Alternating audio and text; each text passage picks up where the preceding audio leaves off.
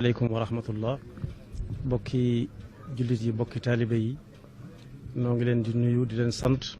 fas yéene jëfandikoo ndigal kaddu yi nga xam ne moom la fi sëriñ Moustapha moom sëriñ Saalihu jottali léegi doy na sëkk li ci nekk rek mooy am nañ ndigal ci jottali kaddu yi ci turu bokk yi nga xam ne ñoo fi teew yëpp te ñu lim leen fi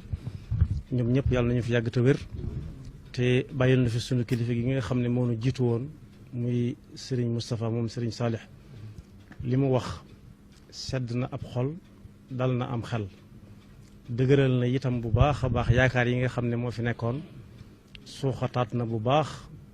ruu yëpp dundaat nañu tey seytaane moom wax ne moo faatu tey yàlla na gën a faatu gën a dee ba ñun ñu mën a féex ba liggéeyal Serigne Touba lu yàgg a yàgg li ñu ko bëgg a liggéeyal li ci des rek mooy bokk yëpp ñi ngi sant Serigne Hamza ci jéego yi nga xam ne mi ngi koy dox di ko liggéeyale maamam di ko liggéeyale wayjuram Cheikh Abdou Lahad jàmbaar ja yàlla na ko yàlla gën a jàppale la weesu moom lépp